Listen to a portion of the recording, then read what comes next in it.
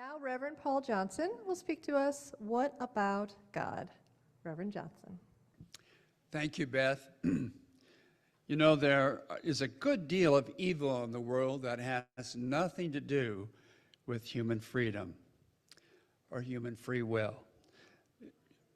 Genetic defects, human diseases of all kinds, natural disasters, animal pain. Now, by evil, I mean a common sense of that term, that which seriously impairs happiness or goodwill. And of course, it's rampant across the world, is it not? Especially this past week. Well, how do you square this with a traditional God, being all-powerful and all good? A powerful God who's good certainly would not allow these things to happen. Now, theodicies have been designed throughout history to deal with this discrepancy. Some of them go like this, and these are the ones that I heard when I grew up as an evangelical Christian, that they're really blessings in disguise. They're prompts to spiritual growth, which will enable us to be more sensitive to the needs of others. The ultimate hope of eternal life in heaven is posited by some as a reward for bearing up under this suffering. Others would say, well, we never will understand the ways of the Almighty with our finite minds. We just have to shut up and take what's dished out to us. That's basically the teaching of the book of Job in the Hebrew Scriptures. Now, these never were satisfactory to me in my teen years and my early 20s. And I began to doubt the doctrine of God as it was presented to me. I once heard a sermon by the late Bishop James Pike. He was an Episcopalian, and he said, if God is all that strong and all that smart and all that nice, why are things such a mess? Now, other things concern me too in my inherited faith. I was troubled by the biblical God who was portrayed as delivering plagues and famines and all sorts of exterminations of some of the enemies of the Hebrew people, of endorsing slavery. And so I was in a real quandary about God, if I could believe in God. You know, on the one hand, I was told that God gives people free will, but on the other hand, God predestines people to salvation or damnation or to a number of other things in life. God didn't speak to me as clearly as other people said God spoke to them. And so, but I wanted to be a minister. How can you possibly be a minister with all these doubts about a central doctrine? Because I love the church as a community of support and of higher values. So what was I to do? Well, I left the evangelical seminary and began to practice to study for an academic career. But then I discovered Unitarian Universalism. And I didn't have to say that I believed in a traditional God. What a wonderful weight off my back. How many of you ever experienced that? Now, I said, you know, there's such a thing as called religious humanism, which isn't necessarily atheistic, but it said you can live and work in community for these important values without having to adhere to a creed that was questionable. And so I was off to study at the Unitarian Universalist Seminary at the University of Chicago, Meadville Lombard Theological School. I was very wary of the word God. And I was surprised that virtually all my professors there believed in God. They were theists. I said, how can this be? Well, they were talking about a different sort of God. They were talking about the word God as indicative of the profound emotional experiences of life, the awe and reverence that we feel when we consider the wonders of nature, the part of reality which humanity uses to develop important values. And one of my professors, James Luther Adams, I remember he once said this, or in essence this, in class. He said, God is that reality which works upon us and through us in accord with which we can achieve truth, beauty, and goodness. It is that reality which works in nature and history under certain conditions, creating human good in human communities, often through interaction, creative interaction among communities. That's how concepts of democracy and freedom work, he said. By over time, with the ministry of the lessons of history and of human creative interaction. A similar thing was, I think, found in Rabbi Harold Kushner's book, When Bad Things Happen to Good People, which I read a number of years ago, and just love that book. But in that book, he said, God imparts a sense of indignation at life's injustices, which often serves as an impetus to set things right. God encourages people to go into various helping professions to serve others in need. In support of his concept of a limited God, not an all-powerful God, but a limited God, not a God who is responsible for everything, but a limited God, Kushner suggests that the biblical record tells us that when God began creative work, the earth was formless and void and chaotic. God did not create ex nihilo, out of nothing, but rather had to impose order upon existing randomness and chaos. God has not yet eliminated all of the chaos and is still working on with human beings as co-workers.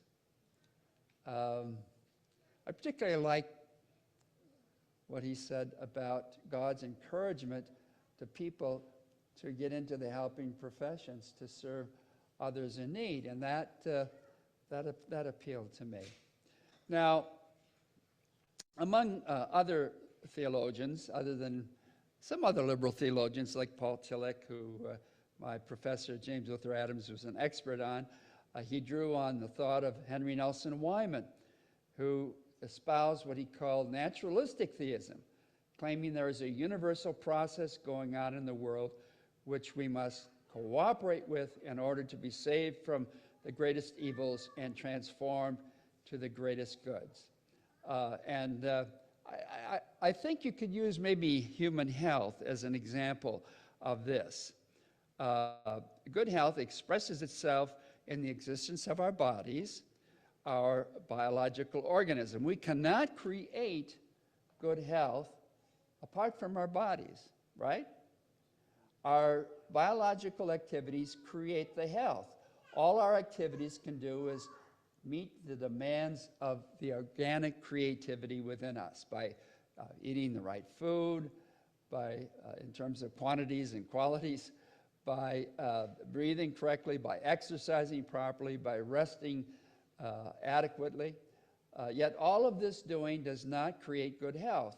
We cooperate with natural processes to enhance our health. And that's kind of a good metaphor for me, I think, that there's a creative process going on in the world that we cooperate with in order for the greatest good. And that was what James Luther Adams and other Unitarian Universalists called God. Now, both Adams and Whitehead, and Henry Nelson Wyman drew upon the thought of the great philosopher Alfred North Whitehead, who claimed that God is in the world creating continually in us and around us.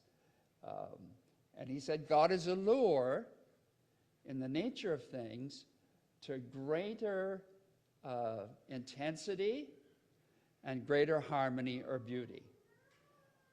The opposite of harmony is discord, and the opposite of intensity is triviality. So it's a process of a creation of beauty or harmony and meaning. That's found through the evolutionary process. It's found in our own bodies, that parts of our bodies and our systems work in harmony through the evolutionary process of which God has been a part. So that's kind of a different idea of God, isn't it? Is that different than what you grew up with? It's sort of different than what I grew up with. And I've been sort of musing and considering this naturalistic theism or process theism for over 50 years. And as I look at my life, it kind of explains a number of things. God as a lure toward greater harmony and intensive experience. That was evident, of course, in some of my major life decisions. The decision to become a Unitarian Universalist minister, the decision to marry my wife, Carol, the decision to have children, were that lure towards greater harmony, beauty, and intensity and meaning as opposed to triviality. I like a poem by Denise Levertov, who passed away a number of years ago, but I don't know if any of you know her, but she was a wonderful poet. And I like her poem, The Thread. She wrote, "Something is very gently, invisibly, silently pulling at me, a thread or net of threads, finer than a cobweb and as elastic. I haven't tried the strength of it. No barbed hook pierced and tore me. Was it not long ago this thread began to draw me, or way back? Was I born with its knot about my neck, a bridle? Not fear, but a stirring of wonder makes me catch my breath when I feel the tug of it, when I thought it had loosened itself and gone." That lure, that sort of lure forward in life. Another thing that's appealed to me along this line is the thought of the psychologist Abraham Maslow.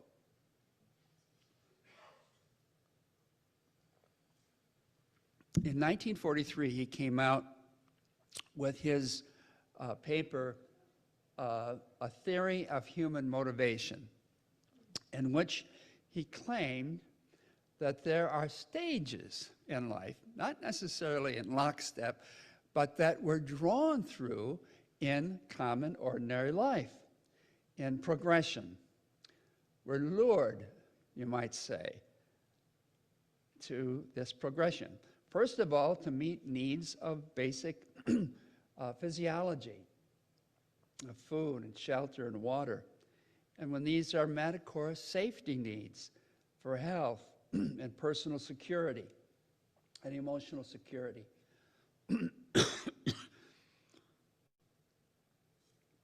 Then love and social needs, a feeling of belongingness, significant relationships. And next, the fourth is esteem needs, self-respect and respect of others. And then cognitive needs of creativity and foresight. And then next, aesthetic needs, ability to appreciate the beauty in the world. And then 7, importantly, self-actualization. Realizing that within myself I have certain gifts or propensities, and there's this lure towards developing those. And then, of course, the final stage of transcendence, where we use these gifts of our personality in service of something greater than ourselves. Now, of course, Maslow was not a theologian, but that is awful religious language to me. That lure that we feel towards human development and motivation, which I appreciate as a way of looking at things and helping others. Now, and perhaps this way of looking at things is helpful with the problem of evil as well. If there is not an all-powerful deity supervising everything, it's amazing that things go as well as they do, right? There is a good deal of natural order and human altruism in the world. You know, Whitehead was particularly challenged by the idea of the randomness of quantum physics, that at the core of things, things are not determined. What is luring all these elements towards development in terms of avoiding triviality and chaos? Perhaps this lure towards development is God's persuasion and the response of individual entities in the world. And finally, this approach leaves room for my intuitive experience or even mystical experience. I love the poetry of William Wordsworth. Perhaps you do as well. But I love that particular phrase where he says, "I have felt a presence that disturbs me with the joy of elevated thoughts, a sense sublime of something far more deeply interfused." And even a questionable non-theist such as D.H. Lawrence hints at something similar when he says regarding the word God, whatever that little word means, it means something we can none of us ever quite get away from, or at something connected with our deepest explosions. Now, having said all this, I really hesitate to use the word God a lot because it is so often associated in our culture with a perfect, all-powerful, loving being. I remember one time I was at an interfaith gathering and we were lined up for lunch, and a minister from another denomination said to me, "Paul, what do you Unitarian Universalists believe about God?" And I said, well, that's a tough order to tell you what all Unitarian Universalists believe about God, because we don't have a doctrine of God that everyone has to subscribe to. But I said, for me, God is that lure towards love and meaning. And a frown came over his face, and he said, "Paul, if that's what you think about God, I'm going to be praying for you." And I didn't say, I said, "Please don't. I'm pretty pleased with the direction I'm heading."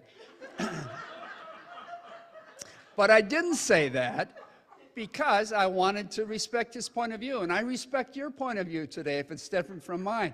That symbol, G-O-D, has had so many different meanings, important meanings to people over time. I'm just sharing my pilgrimage with you this morning.